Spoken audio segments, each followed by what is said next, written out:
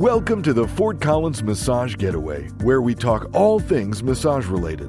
Whether it's tips to get those tight muscles to loosen up or reminding you to let it all go.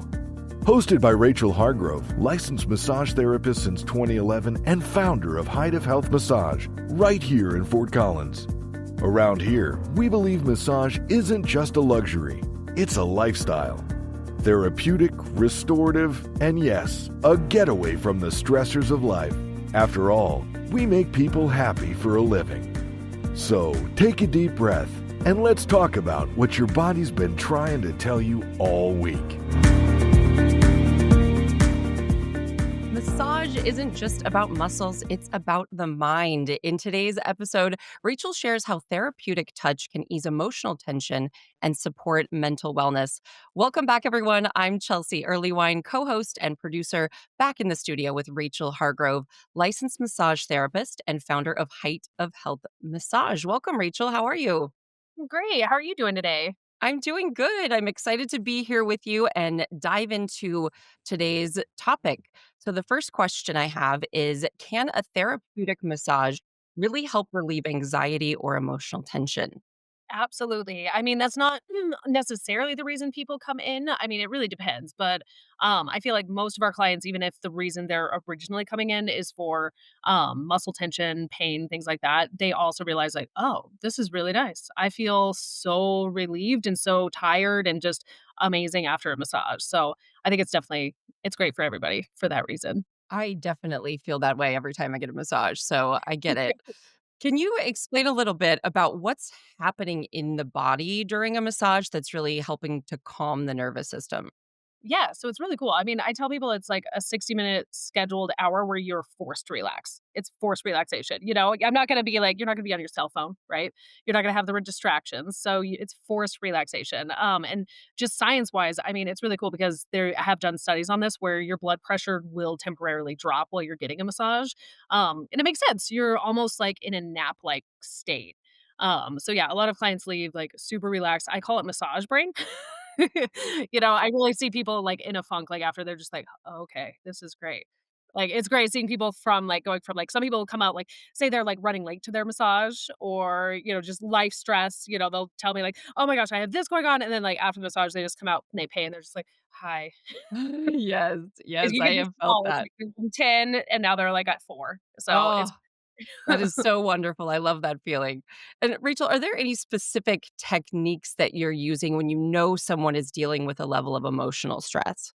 Not necessarily. I mean, I had a client even just today, and she's going through just a tough period in her life. And usually we do, more specific focus work on muscle tension. And today she just wanted to relax. So I was like, I'm just going to like put those vibes out, like more healing vibes. So, I mean, sometimes I'll do like maybe it depends on the person, but, if they like scalp or like a lot of people think feet are relaxing, I tend to spend just a little bit extra time there. Or maybe I'll just do like, I'll slow down my strokes, slow down my pace a little bit. I definitely try to talk less if, I'm not one to talk unless they talk. So it kind of depends because some people relax by talking. But I think when you can really let go and not talk and just relax into your massage, that's best. So yeah, that's what I would suggest is, just not talking to your session for a lot. And then just slowing down the strokes, slowing down the pace of everything. That kind of tends to help. But really, I mean, any massage is going to relax you or really should. Oh, I love a scalp massage. That is just next level. That is so relaxing. It's nice that you're able to attune to your client's needs and adjust accordingly. For So sure. Yeah. overall, how would you say you create like a very safe and supportive environment for clients who might be feeling really vulnerable?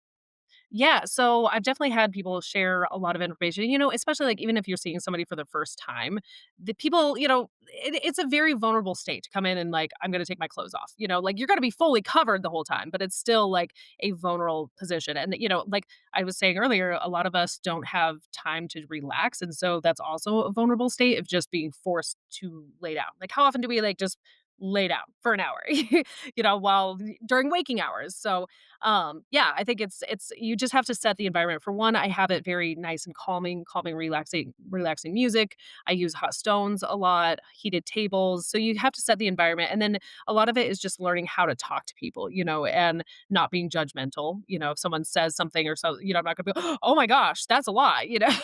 Like you just have to learn to be very like empathetic and calm and understanding of people. And I try to ask the right questions. I try to ask, just like, is that something we should avoid? Like say somebody comes in and they're like, yeah, I'm dealing with this pain here. I just had surgery here. I'm like, okay, so that's definitely something we need to avoid today, right? Or, should we spend a little extra time on there? What are we feeling like on that? So that's kind Does of how I set it up. does sometimes that come up during the session where the client maybe forgot to tell you a certain area that is not comfortable or in pain for them, and then you have to So adjust in the moment? Yeah, so that can happen. Most of my clients I've seen for years, so sometimes they'll be like, "Oh yeah, I forgot to tell you about this." So, but we already have that rapport where I've seen them for 5, 10 years sometimes where it's like it's not a big deal. It comes up more with like new people, and again, I think that's kind of like how you set the pace with the intake. Early on, one thing that I do with the intake process is I say things like, "Look, like this is about you.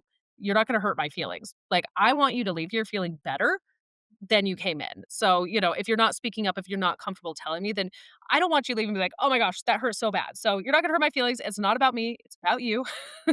So if something hurts, let me know. So I think setting that environment where you're just putting it out there of like, look, you telling me how you're feeling and how you're doing is actually going to let me give a better service to you.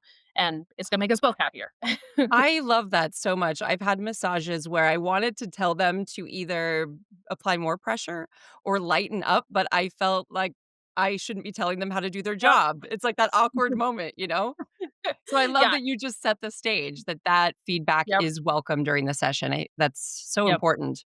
And even checking in too, like, I think a lot of massage therapists will just ask, like, "How's the pressure?" And like what you were saying, a lot of us are people pleasers. You'll just be like, "Oh, yeah, it's great." And you're like, "No, it's really not." So that's why I always follow up with a, like, "Is it enough?" Is it too much?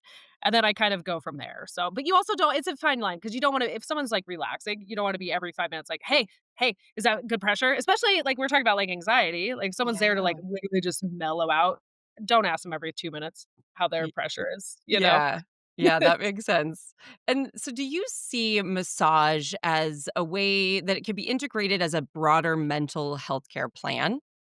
I think it can definitely work in, as part of, like, a healthcare team, just in, like similar to the physical sense. But like I was saying, like, literally the blood pressure drops. I see people just, anecdotally, I see people coming in from 10 down to 4. I mean, they just come in relaxed. It actually can help, with sleep as well, at least the day of, because if you think about it, like, your body is just more relaxed, your mental state is more relaxed, and so all of those things, I wouldn't say it's more of a secondary thing that helps with mental health. So putting your body in a better state puts your mind in a better state. If you can get more sleep that night, like sleep always has that effect on anxiety. So, and I mean, some people nap on my table. So even a nap, like how often do you get a nap? Even that alone can help, your mental state as well and anxiety. Yeah, absolutely. That makes sense. And do you have clients that give you feedback specifically related to their anxiety levels? Yeah, I have, and I actually have had people come in, like, diagnosed with anxiety, and that's the reason they're coming in for massage. I mean, a lot of my clients, like, personally, like, a lot of my clients are there for deep tissue massage, but so I would say the majority of my clients, like, are coming in for corrective work, and then anxiety is the secondary, but I do have a decent bit, probably 10 to 20% of my clients who are like, "I just wanna chill, I need to relax, my anxiety's been high this week, I'm going through a stressful time in life," so people do come in specifically for that, but I think it's always gonna be mind body with massage. It's a both connection sort of thing. That makes sense. And if someone has emotional relief as their goal, they're like this is a part of my treatment to get emotional relief. How often would you recommend that they're coming in for a massage? So I'm not one to pressure people on, I think there are some, like, different people in my profession, maybe some other professions where it's like you have to come in once a week for this many times, like put people on a plan. I'm not about that. And if you're coming in for stress and anxiety, me putting pressure, like being a high sales, like a car salesperson to you, like, yeah, when are we going to get you booked? Like, let's do it. Especially, like some of the big box stores, I have heard that complaint, especially running a small business. They're like, man, this is so nice. There's not like 3 salespeople up front, like pressure me into a membership that I'm going to just call and cancel, or I'm never gonna use because I was so anxious going back to them and then I'm just wasting money. So I stay far away from that. But I honestly, like, I'm pretty hands off on how I approach that. I say to people, like, a lot of my clients come in every 4 to 6 weeks. It's really up to you. See how you're feeling. Like, we could schedule something like 4 to 6 weeks out. If you're feeling like you need it sooner, call and book another one, and kind of see how your body's feeling. So that's kind of my approach to it.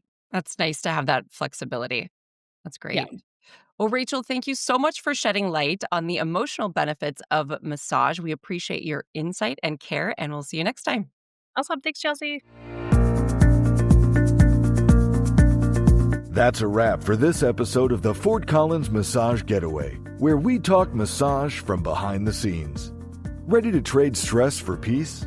Book your appointment today at heightofhealthmassage.com or call 970-673-0892. Because here at Height of Health Massage, we make people happy for a living. Until next time, stretch smart, hydrate, and remember, your shoulders weren't meant to live up by your ears. Let it all go.